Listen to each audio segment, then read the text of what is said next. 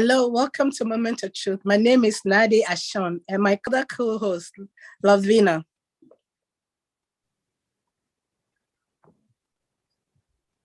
Hi everyone, this is Lovina. Welcome to the show, Moment of Truth. Thank you so much. So today we are talking about careers, and we have the wonderful opportunity of having two wonderful guests who is going to talk to us about their career field. So we'll first start with Osafumami Benedicta. Please introduce yourself and let everybody know who you are. Okay, thank you so much for having me. My name is Asafumami Benedicta Aqua, and I'm also a mother of three lovely girls. And our ministry is in Bellsville. It's called Crossover Christian Church. And I'm also a career woman. I work as a reimbursement analyst with Covered Health, and I'm also, doing, some side hustles. So thank you for having me. Wonderful. Your plate is full. Yeah. Our other guest is Sergeant First Class Oferi. Sergeant First Class, will you please introduce yourself to our guest? My name is Sergeant First Class Oferi. You can see I'm in the Army. I've been in the Army for a little bit, which we will talk about it later. I have a family. I have 4 kids. And then I'm here to answer any questions you may have about how to join the Army and anything at all. Thank you so much. Awesome. We appreciate our guest. So let's jump in straight to our questions and our discussions. So the first one we're going to ask is Asafumami Benedicta. So you talk about all the many hats that you are wearing, but just start with the first one. What promotes you to your career field that you choose, and like what was the passion behind that career choice? Okay, so I started my career actually in Ghana as a communication specialist. Okay, so I worked with Nestle for about 6 years before I had to migrate to the US. So when I came to the US, it was starting my career over here was really by chance. I had a hospital that was just like 5 minutes down the road. So I was like, how can I start? I had a 3-month baby. So I was always thinking about what to do next. So by the time my baby was 8 months, I was like, okay, at least I can start trying my hands at something. So let me ask what opportunities this hospital offers. Can I start as a volunteer? So I went in there as a volunteer, and they found some admin, roles. So I was doing data analysis for them, the surgical services side. So I started building my career from there. I went to school for healthcare administration. I did my master's in that. And, I've stayed in that role since, yeah. Wow, that is awesome. Lovina, do you have a follow-on question to ask? Actually, before we go down, let's also ask Sergeant Oferi. The military is not just a career, it's a lifestyle. So what promotes you to be in the military, Sergeant Oferi? Actually, me personally, I never thought I was going to be a soldier when I was in Ghana. USA, 1995, and going to school, going to community college, working, don't have no family here. And then a friend of mine from school, realized how much I'm hustling, and he told me about joining the military. So at first I said, oh, I don't think so. I don't know if I want to do this. But, after talking to him for a while, I realized it's not the way I think. So he took me to a recruiter, and I joined. I mean, even I was very nervous, but after I joined, then I realized it's totally different from the way we think. The military is back home. It's completely different. And then I'm always tell people that I'm so glad I did. I'm so glad I did because it has taken good care of me. I'm 52 years old, still strong. Sometimes I think I'm still 20 years old. Thank you so much, Sergeant Ferry. Lavina, do you have a follow-on question for our guest? Yes, Sergeant Ferry, it looks on you.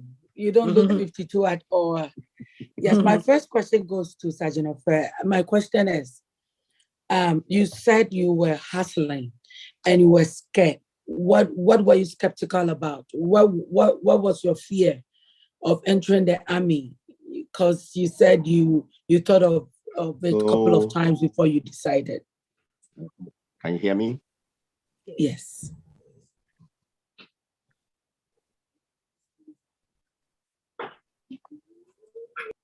Breaking. Okay. Can you hear me? Yes, we can. Okay. Yeah, so at first I thought about the way military back home is and the way I had, you know, the training was hard and stuff. So that was my scaring point. Then after I talked to the recruiter and he told me, no, this is United States, you know, no one will put their hands on you. Because I thought, you know, they may slap me, they will abuse me and all that stuff, the way they do it back home, but it's completely different here. So after they explained it to me that they cannot put their hands on me, then, you know, it took my fear, my scare away. I said hustling because I was going to school, having 2 jobs, you know, because I have to be able to pay for it as well. So that's why a friend told me that the army will pay for my education. So I shouldn't have to work too hard. So I can concentrate on school. And that's my turning point. And then I joined. Thank you so much. Awesome. Okay, Davina. Yeah. This is to both of you. Any of you can take this, but so I know what career you are in right now. But if you had another opportunity, is there any other career that you're thinking about? So this is your first choice, right? Do you have any other second or third choices in line in case? Let's just say you were not doing this, what you're doing right now. What would you be doing? No, we all had dreams as children. Are there any of those dreams still in your mind as second and third choices? Asafo, you want to take it? Okay, so I'll go first. So in Ghana, you know, when we all start growing up, everybody wants to be a doctor or a lawyer or all that. So initially, those were the aspirations that like everyone else started with. So I think getting into high school, I didn't get my first choice, which was to do science.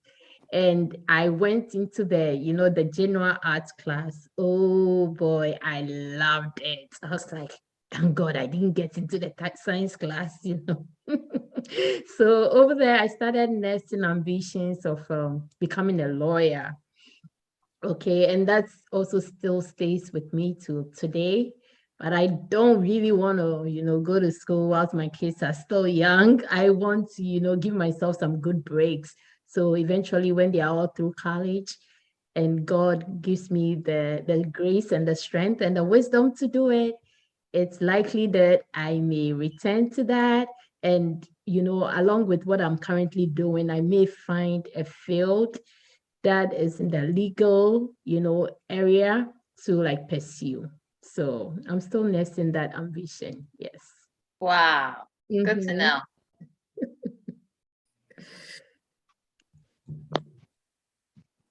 So Sergeant Aferi, how about you? What was your dream before you joined the military? If you didn't join the military?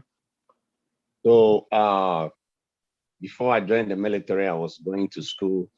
I used to love math and science. So my dream was to become an accountant. So when I was joining the military, I wanted a job in that field, but that moment I couldn't get that job. So they gave me a job as a logistics, as a supply services. So I said, well, okay, it's in line with the business, you know. So I took that job. So I did the logistics job for 15 years in the Army. I mean, it's a great job. I love it to a point. After 15 years, I got tired of it, and I wanted to do something else. So, and that time in my career, they said that I cannot change job because, you know, it's too late. So I have to find something else to do, and I volunteered to become a recruiter instead. I've been a recruiter for 8 years now. So I love helping people. So I mean, I'm enjoying recruiting.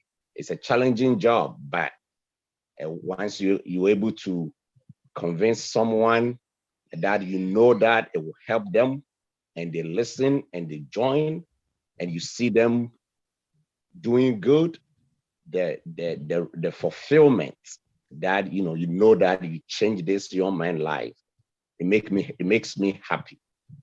But now I'm coming towards retirement, so I'm thinking about now. Hey, when I get out, what do I want to do? There's a lot of opportunity as to continue to do recruiting for other companies, even for the Department of Defense. But you know, I got tired of doing the same thing over and over, so I want to change. So I'm getting my certification and stuff to do IT when I get out.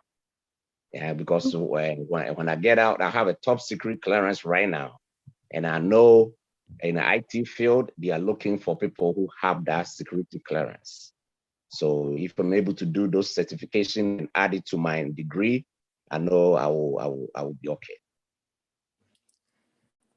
Thank you so much. That is wonderful. So yes, just to add, you might want to contact. We had someone on the call last week who actually has a boot camp that trains IT professionals. So we will give you the contact, and you can check him out and see, because he's really good. Yeah, he really helped the people in our community in terms of career. If you really want to do IT, yeah. Yes. So thank you so much. Awesome. You know, my next question is about education. You know, most career requires some type of education. So for Mami Benedicta, I know you said you have your master's. Mm-hmm. So what promotes you? You know, most times people they want to do the job, but they don't want to do the education. So what promotes you to continue with your education in that area? So when I stumbled on the role in hospital, I was actually looking for an area to do my master's. So in the hospital environment, it looked natural to do the healthcare administration because it gives you a very broad overview in healthcare. It doesn't make you a master in anything, so you can really branch to become a practice manager. You can become a health services manager. You can become an analyst, you know, doing data and all that. So it gave me a very, you know, broad understanding. So with that understanding, you can really find a niche for yourself. So definitely the education is very important. But as we also know in this country, there is a lot of certification that also helps. So earlier on, I mentioned that I also have a side hustle as a financial planner. So for that, I had to get a life license and a health license. And then in future, also do a securities license, because that really, the knowledge really helps for you to establish yourself in any industry. So you can never discount the education, but also on the job, it really pays for you to allow yourself to go under coaching and go under mentorship. It pays to listen to your mentorship because they are really standing where you've not been before. So you're able to stand on their shoulders and also learn the ropes and be able to excel in your chosen field. Thank you. Thank you so much, Safumami Benedita. Sergeant Ferry, so let's talk about the military. The military train you to do the job, but what will you tell other people, like new recruit? What are some of the information you want to give them that will help them?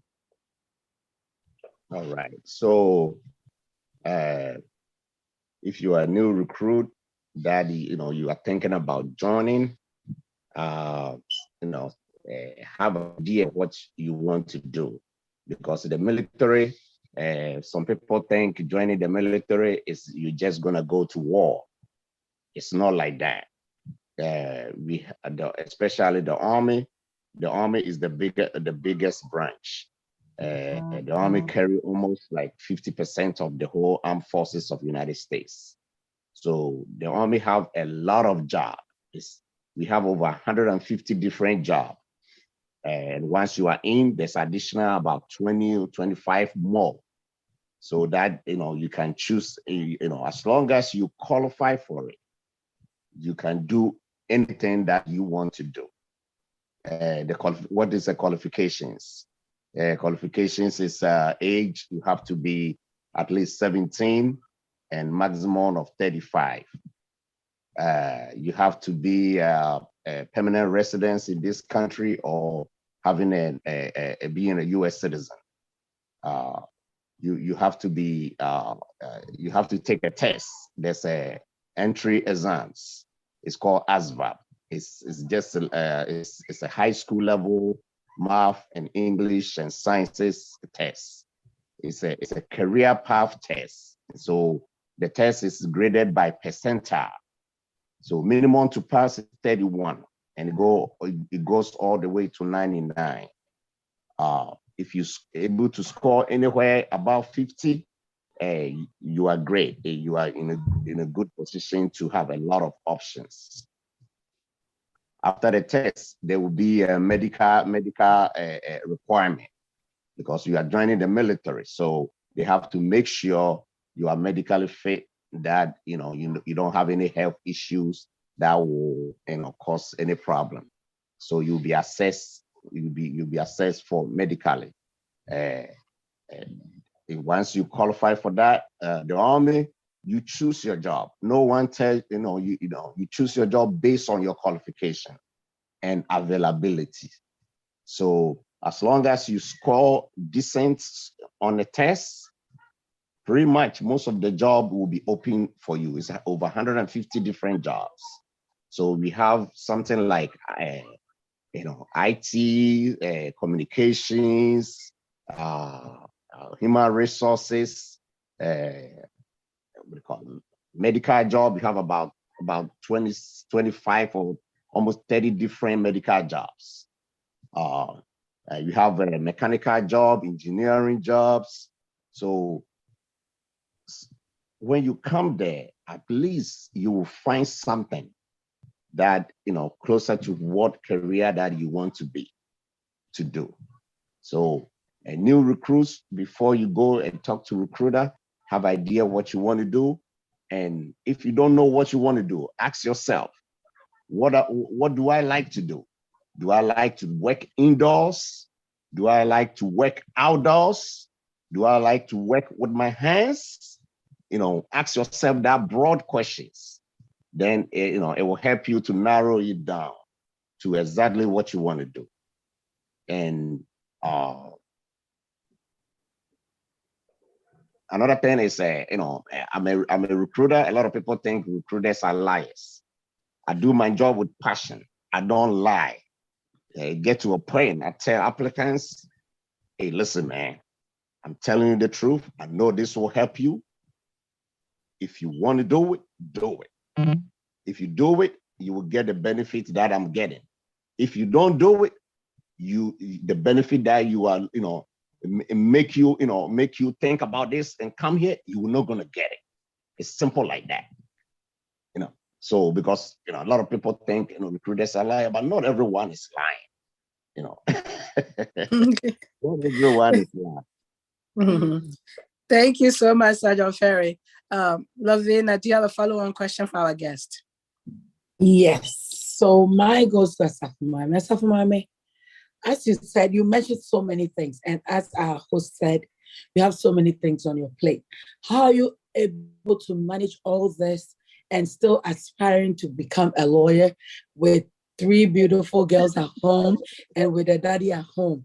And it goes to Mr. Fair too. How are you able to manage the house, the 4 kids and everything? How are you able to inculcate everything and doing it right? Okay. So what really helps is really the grace of God, first of all. It's just my grace. Okay. And secondly, it's like prioritizing. What is the priority now? So I've come to a point where I'm kind of prioritizing the family. Okay, so that I can be a good mom to my kids, be always there for them, and take them through these critical ages where they are still very young. So it's really about looking at what is important now and then doing it. So like I said, you heard that I said I'm going to wait for the kids to be out of college when I know they are independent and then go pursue that dream. So that is stable for the future. It's not for now at all. And I'm also, I said I have a hustle that I'm hoping that it can turn into a full-time in the future. And that will give me greater flexibility, especially for the family, and then also to serve the church, much better. So that's how I'm managing, prioritizing. Yeah. Hey, this is your side hustle. Tell us more about it. So yeah, it's as a financial planner, and maybe a lot of us have heard about it, but it's things that we kind of, for instance, myself, when I heard about it, I kind of brushed it aside because sometimes we disregard a lot of good stuff, and I've come to realize that entrepreneurship in this time is very great. And if COVID has taught us anything, it's taught us that people are building, they've started their own businesses, and it's turning into what? A full-time job. So with that in mind, with the opportunities COVID brought along, especially with Zoom, and the opportunity that you can actually meet clients via Zoom, I'm able to, at least do this side hustle. And as a financial planner, I had to take a license in life insurance and health. Okay, so that's one of my babies. Let me give her one. Yeah, that is a ministry. It's okay. We love them. Yes. We are here for them. Yes. Because of them, we're here. Right. Prioritizing, and that is awesome. Yes. Perfect timing. Perfect timing, I'm telling you. She says, Mommy, I want to watch. So I said she has to be very quiet if she has to watch. That's my 3-year-old. Okay. Nice. Amen. Okay. That's nice. So when I came to this opportunity. Mommy. Yes. Okay, I'll get it for you.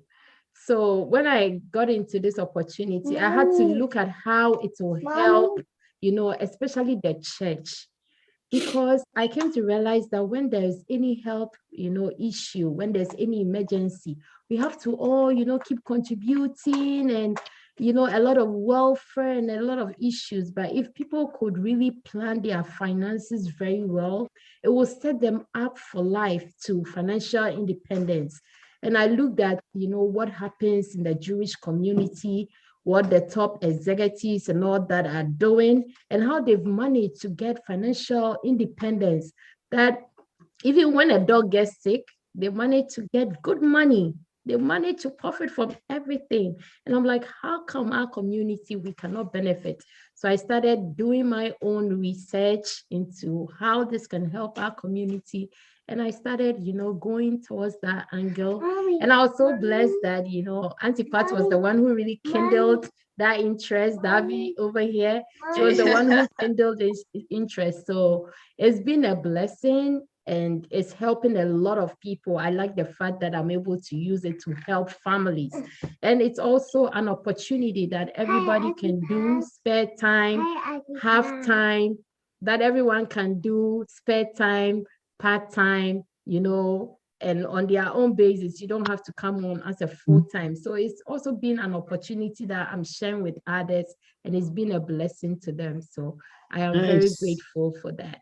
Thank you. Awesome. Thank you, Osafo-Mami. So we asked Sergeant Ferry the same question. Yeah. Right. So for me, initially, I mean, I was when I joined initially, I was single, so it wasn't a problem. And then when I, after I start having family, my significant other always there to support me. So when I have to go somewhere or when I'm not there, she's over there to support me. When I'm there, I'm home to support too. And normally, right now, what I do is a 9 to 6 job.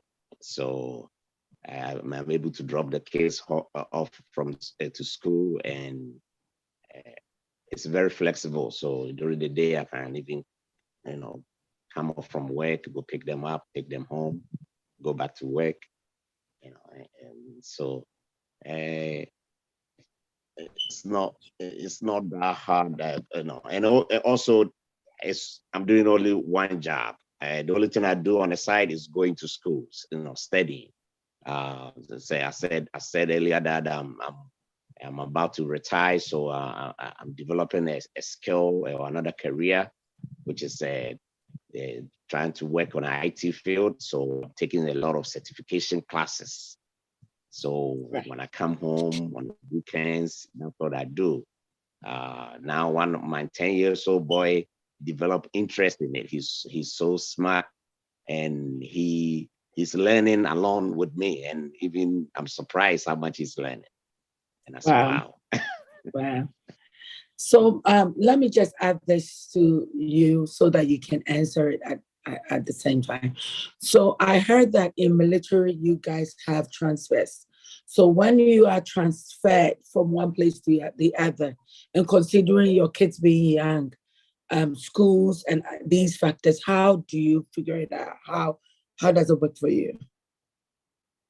I mean, it's tough, but the government or the Uncle Sam, they help us a lot with our transfer movements.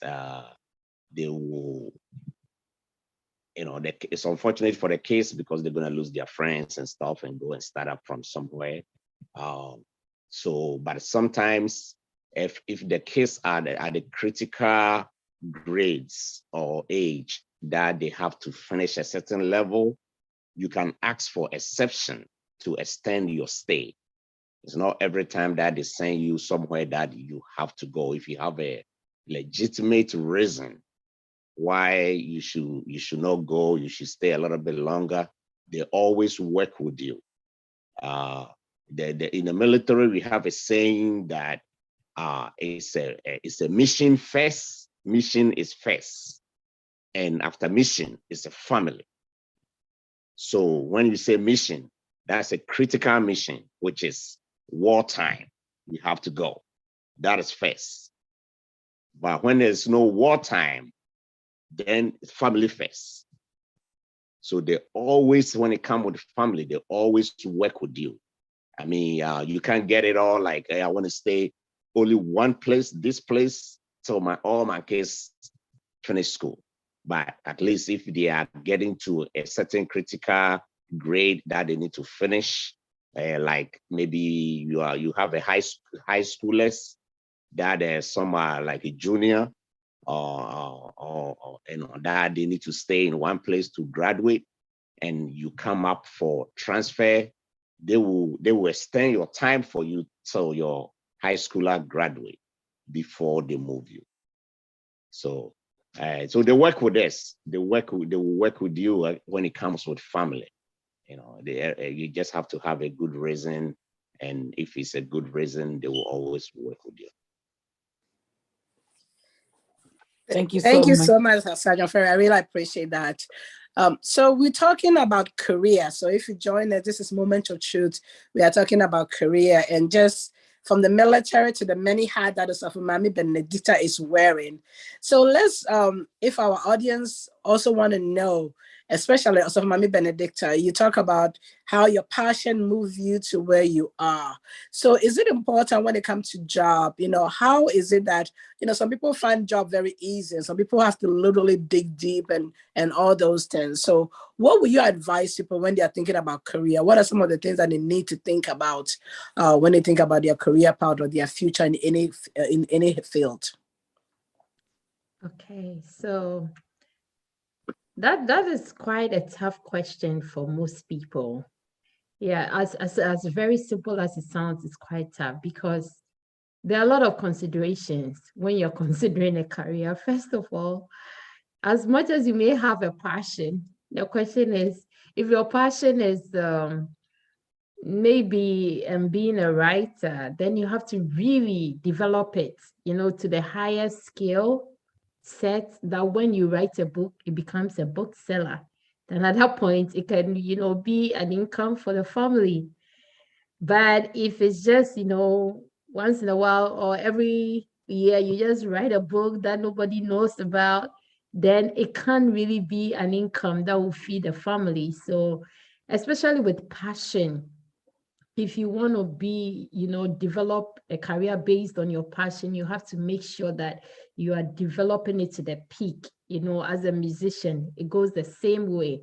You want to be the best out there. If you want to be a life coach, there are so many life coaches. You want to make sure that you're developing your skill to be the, you know, the best that you can ever be, because there's a lot of competition out there. It's really about offering the best of yourself. So if you look at it in that light and you're willing to go the extra mile to really be better than everyone out there, then you have to keep reinventing yourself. And that's really the word. Make sure that you can keep reinventing yourself in whatever role that you choose. So yes, you can have the passion and you can do it. Another thing that I realized is become really very important is the economics of it. Will this job pay? Can it take care of the family? And a lot of us, that's what, especially in our Ghanaian community or African community, it's ended a lot of people in the nursing professions, you know, or even now quickly the IT professions, you know, because everybody wants to get what pays. And it's true, but after a while you get tired of it, especially if it's not your passion. So it's good to really have a good balance. You can start with what pays, but eventually, you know, you can move into what you really want to do. You don't have to, you know, be stuck in a role. You have to keep, you know, reinventing, rebranding, and then adjusting, you know, according to your own choices. Yes, thank you. Thank you so much, Osafo-Maame Benedicta. Sergeant Ferry, what about you? Passion, the military. Does it really click at all?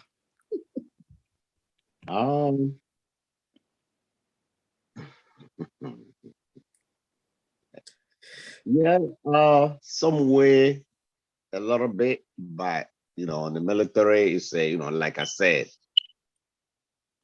there's one goal. The goal is defending this country. So that's your number one. So you can come in with a different idea, but at the end goal is we are defending the country. So, but we get people come to us and they have passion, or they give us excuse because they want to do something like I'm a rapper. We get that all the time. I'm a rapper. I want to play. I'm a basketball. Well, fine. You're a rapper. I want to open my own business. Okay, good. You know, and we hear all these questions.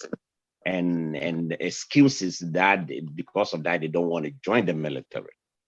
But then they are young girls and men, boys. So then we ask them, what is your plan? How are you gonna fund this?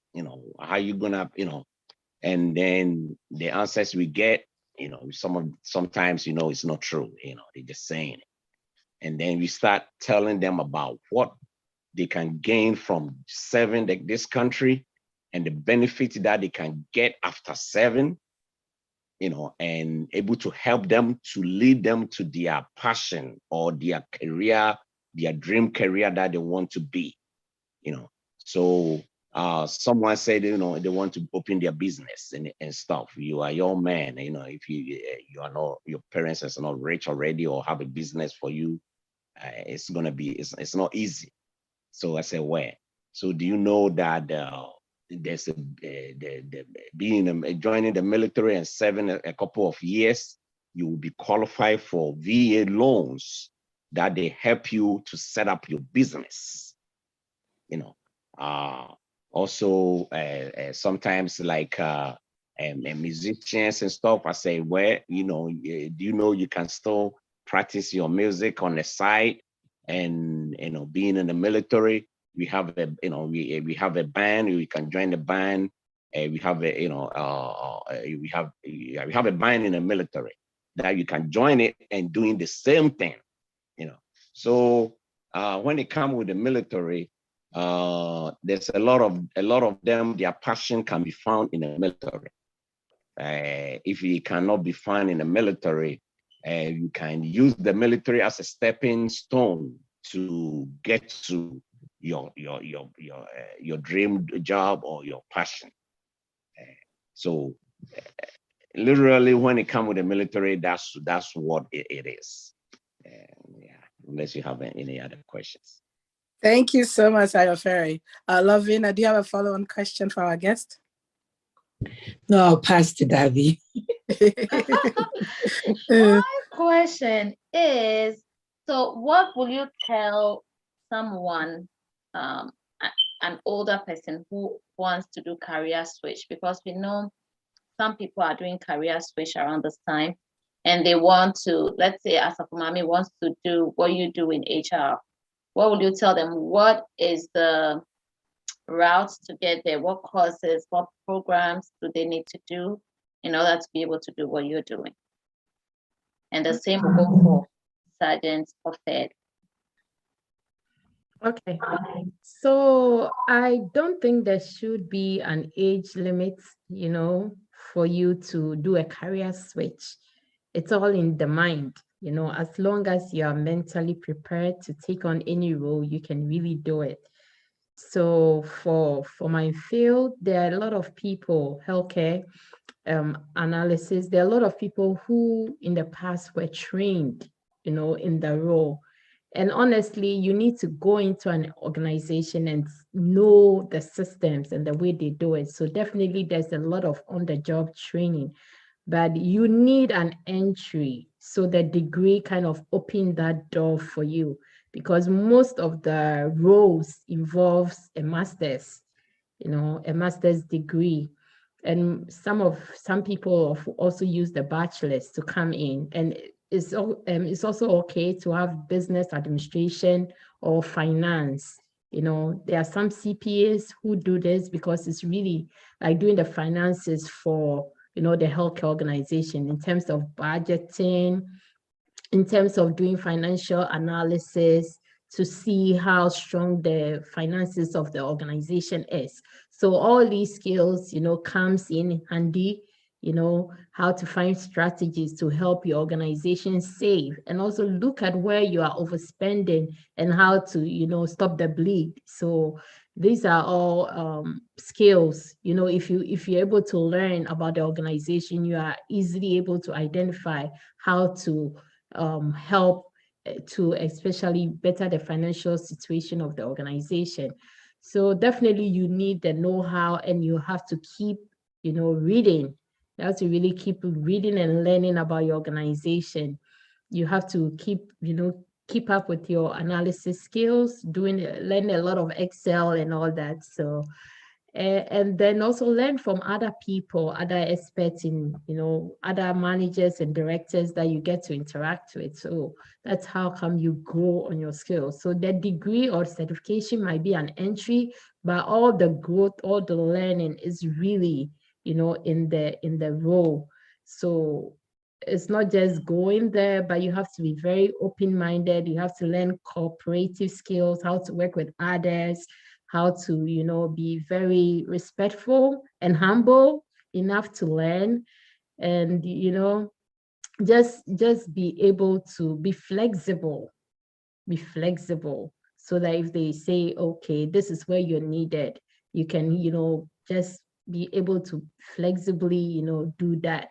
So that all helps. And it comes from, having that mentality that I have to do this, and, I have to do whatever it takes in order to get it. Yeah, so you don't put any limitations on yourself, and age certainly shouldn't be a limitation. And if it's even starting a business, it's never too late for anyone. This is a country of limitless opportunities. These days, there are so many YouTube videos telling us that, oh, there's an opportunity here, there's an opportunity here. I think sometimes it pays to at least do your own research. Don't discount all these opportunities. Entrepreneurship is really real. And a lot of us, our jobs would never take us anywhere, because honestly, how much they pay you, it's really capped. But for you to, break that ceiling, that cap for yourself, it has to take an entrepreneurial mindset. So I definitely encourage side hustles. Yes. Multiple streams of income, you should really look into it. Don't just stick to what you're doing, even if it's your spare time. If you do your 9 to 5, after that, start a 5 to 9, because a lot of us, we just waste the time watching TV and so many things. But if you start a 5 to 9, guess what? In some 2 or 5 years, it can definitely become your full-time, and that is when you really gain financial independence. So when I speak to young people and even old people, I tell them, hey, get something else going. Because with what COVID has taught us, where so many people lost their jobs, 2008, 2009, the financial crisis, when people had to also, go through so much financial hardship because they lost their jobs. These are all lessons that you cannot just depend on your job, but you need to, start something else that helps you to achieve financial independence. So thank you. Wow, thanks very much. Thank you, Sir Ma'am Benedicta. Sergeant Ofere. Yeah, from my side of the world, if you are in the military, when you join your job, you sign a contract. So when you are in and you realize that you don't like what you are doing, you want a career change, then, like I said earlier, the military have a lot of a lot of different jobs that you can do. So if you're thinking about changing your career, you have to research the type of career you want to go in, because all of the job have a qualification requirement. So when you start thinking about you want to change your career, you need to research it, find out all the qualification, and start working towards that. So when that time comes, you will be qualified to switch to that career field you want to go.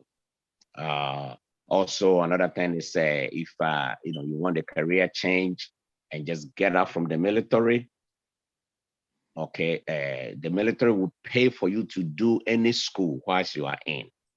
So whilst you are in, once you start thinking about getting out, you need to start educating yourself, find out what you want to do, start going to school. There's a lot of resources in the military. Before you get out, right now we have a program called Skill Bridge, especially those who are doing IT. Before you get out, you can ask for early separation. For instance, say you are in June, or you are going to June, and you get out in December. you can ask for early separation. They can let you out 4 months early, and you still get paid, full-time pay from the military. And they can send you to the career field that you want to go. It's kind of an internship, you know, especially the IT stuff. They will partner you with a top companies to go and do intern with them, and you still get paid with the military for maybe 3 months or 4 months before you get out. So most of the time, by the time you finish with that company, if you are good, that company may hire you already. So you will not come out and go and hustle trying to find a job. Yeah, so there's a lot of programs, especially if you're a soldier nowadays, and you are getting out looking for a job and stuff. There's a lot. You just have to, and in the military, before they discharge you, before you get out, we used to call it ACAP, you know, Army Career something. I forgot the full meaning. But you, in your 6 months out, they will give you time, half a day every day. You go there, they will teach you how to write your resume. They will show you the current job that is there, and they will translate the job you did in Army into civilian field, and what career field that it qualifies for. They will help you with the interview practices. I mean, they really will set you up for success before you get out. So unless you don't want to do it, a lot of people doesn't take advantage of that. But they really do prepare you before you get out. So in a career change in the military, I would say it's not that hard unless you don't want to take advantage of what is out there that they are offering you. Thank you so much, Samuel Oferi. Our time is fast spent, but we have had awesome time just talking to our guests, and we really appreciate the opportunity that you guys were able to come to the show. Thank you so much. So before we wrap up, if you have to give a last minute advice, what will you give anybody that is watching? We'll start with Osafumami Benedicta, your last minute advice and also your shout outs. So Mami, let me add this, please. Sure, please. Let me add this to so that when they are saying their last, they will add it. So you being from our community, you know, sometimes we get intimidated by our accent, where we come from, and you know, how people see us. How are you able to overcome those fears or those hindrances? You know, some people think that because of where I come from, my background, I can't be there, I can't do that. So how are you able to overcome that? Thank you. Okay, so let me start with that first, Lovina. So that is very real. Yes, some people even just get turned off by your accent, and that is very real. And for me, that is one of the reasons why I'm even considering, doing stuff by myself, because first, you know your potential and you know how far you can go.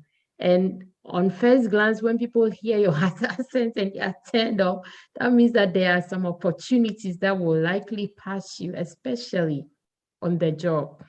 So I try not to focus on that. So far as I have to go to work, I won't focus on that.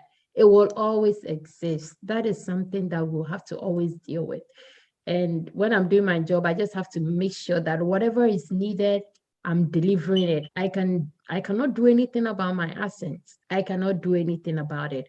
I can speak up so you can hear, but I realized that some people, even if they can hear you, they pretend as if they can't hear. And that I can never do anything about.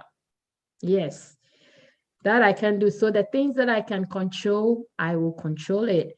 And when it's time for me to venture out for myself, I thank God for the grace and the patience to have dealt with it. But that's when I also know that there's a God who makes more provision and gives more grace for us to do things also by ourselves. So when I venture out, then I know that I don't have to deal with it anymore. Because if you have a business and people are chasing you for you to be, you know, an advocate for them, guess what? They don't care whether you have an accent or not, because now you've become an established name. They will come chasing you. So the more value you add to yourself, that becomes what people will look for, the value in you. So what I can't control, I will not worry about it. But it's true. Sometimes people want to pretend as if it's not true. It's really there. Yes. I have experienced it several times, several times, you know. So it's a reality that we have to deal with, but I don't focus on it. Yeah. Because it would just give you, you know, unnecessary emotional stress. So I choose not to focus on it. So for, you know, my message to everyone who is listening, I just want to say that there are a lot of opportunities in this country.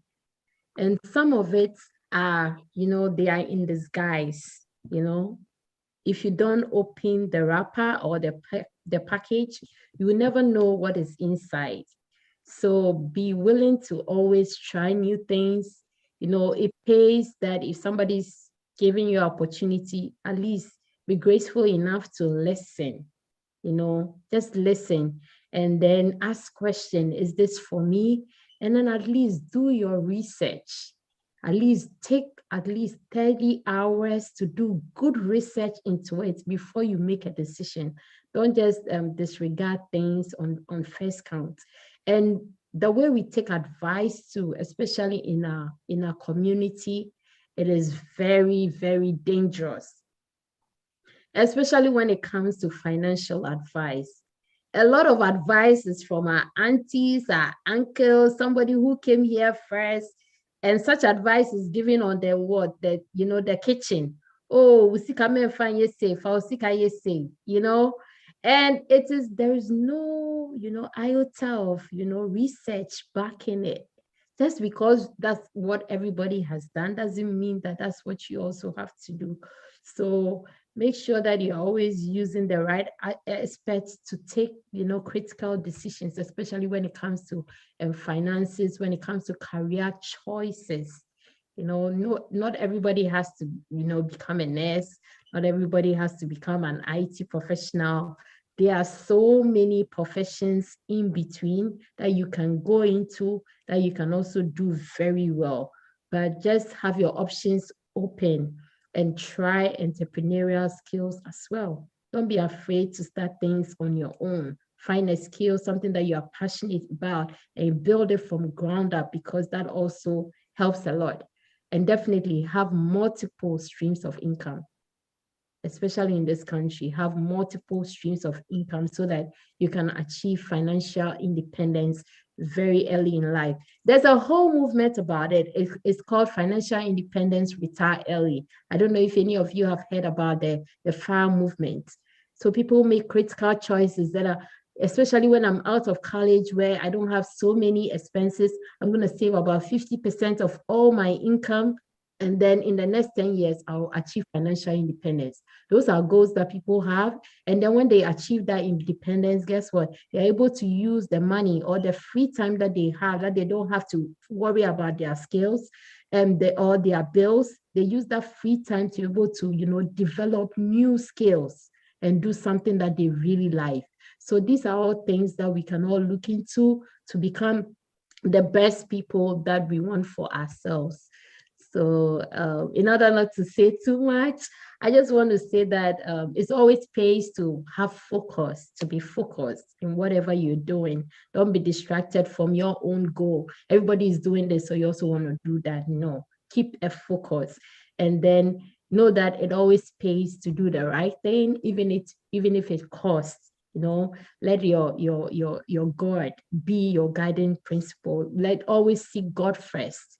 You know, put your God first, and then your family, and then, you know, before your career or anything. A lot of us, we misplace the priorities. You know, your God should really be first.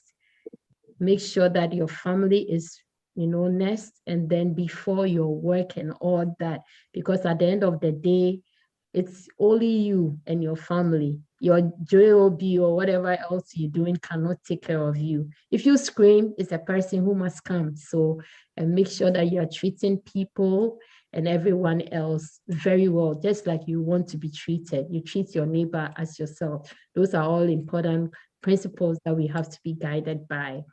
So shout out, who can I say shout out to? So shout out to all of you for having me on as a guest, trying to pull me from my little corner. So I'm glad that I came. Shout out to my husband, Reverend Ebenezer Aqua. He's my sweetheart and he is such a pillar in my life. So, and shout out to my lovely girls, my children. And I have a big family over here. I have a big family. David Dibodi is part of my family. Her husband, Uncle Hayford, he's awesome. He's awesome. And my relations, my sister-in-law, she's an amazing entrepreneur. Maize Delicious. Maybe you've all eaten that cake before. Maize Delicious company. She's an excellent example of what I'm talking about entrepreneurship in this country. She's paying about 18 people on her payroll right now. And that's amazing for a Ghanaian to be doing over here. So shout out to her. She should keep it up. Hopefully she extends to all 50 states in America and even Canada and beyond. So shout out to all the other members, my in-laws, shout out to all of them. I really love and appreciate them so much. And all the members of Crossover Christian Church, I love them for all their continuous support to our ministry. Thank you. Thank you. You're welcome. Thank you, Osafo-Mami. Sergeant Oferi, over to you. All right. So Mami said it all. I mean, the advice she gave goes to all of us. I'm taking some in myself. And then so I will not say much. What I will say is if you are a young man or a woman that thinking about joining the military, I'm going to give my number. I don't know if I can just say it or say it, please. Okay, so it's I'm gonna give you my personal number because if I do change a job, they'll take that phone number from me. But wherever I am, if you need advice, you need anything, call me, ask me question. I will tell you the truth. I'm not the recruiters who lie. I don't lie. I don't gain anything from lying. It is what it is. So I'll tell you the way it is because I've been doing it for 25 years. If it's bad, I wouldn't be doing it. So again, my name is Ofer. First name is Samuel. So if you like to call me Samuel, it's fine. My phone number is I was born and raised from Alabama, Bessemer, Alabama. So my number is Alabama number. It's a 205-563-4161. Again, 205-563-4161. You can call me for anything about the military you're trying to join, whether it's here, it's another state, some recruiter telling you something you don't understand or you think it's not true, call me. I will tell you the right answer. I said I was born and raised in Alabama. No, I'm not. I'm playing. I was born and raised from Ghana, West Africa. So I came to USA in 1995. I was 26 years old. So when I joined the Army, I was 26 years old when I joined the Army. And I've been in the Army for 25 years. So I've seen it all. I did it all. I changed job. This is my third job. So if you have any questions, don't hesitate to call me. If you don't have my number, call Auntie Abelta. She will give it to you. And call me and ask me whether you are in Texas, wherever. I help people all over the United States. So give me a call. And everything that Osafo-Mami said is very true. She said it all. Our saint we face challenges, but the only thing is prove yourself who you are. It has helped me everywhere I go. Everywhere they transfer me to, when I get there, people look at me differently. I can tell they don't respect me that much or something, but later on, every time when it's time for me to leave, then they cry. They wish I can stay longer. So it's all about your attitude, your hard work. It will prove them wrong. That's all you need. Yeah, so that's all I have for you. Your shout out, Sergeant Ferry. Shout out to my wife, my children, my friends, everyone who's listening. Have a blessed and wonderful day. Thank you so much. Over to you, Davi. Thank you so much for coming. We really enjoyed your presence. If you're watching, don't forget to send us your comments. What do you think about today's topic? What do you think about what we have presented to you, what Asafo-Mami has brought to you, what Sergeant Ofe has brought to you? What have you got to say about it? What questions do you need answered? You can put them in the comments. Also, do not forget to like and share, and also subscribe. One thing that I'm really taking away is, one, you can't do anything about your accent, okay? You try to change it and it sounds kind of weird. So just be natural. If whatever comes out, okay? But prove yourself, just like Sergeant said, and Asafo-Mami said. Also, another thing I took out is, be careful how you take your advice. The fact that somebody has been here 5 years before you came doesn't mean they've learned anything over here. There are people who are here who are treating the United States as though they are still back in a third world country where things don't work. No, don't take those advices. If they've been here 5 years and they haven't done any research, they haven't learned anything from anyone, and they have something to say, just say thank you, but you do your research. Do not say, oh, this thing doesn't work back where I'm coming from, so it doesn't work here to know. Over here, the laws work, the rules work. So you need to find out what you can do. Don't just take advice. Some advices we are taking makes us, we are living in Goshen. We're living in a place of plenty, but we are still living as though we are in a place of nothing, where there's nothing to use.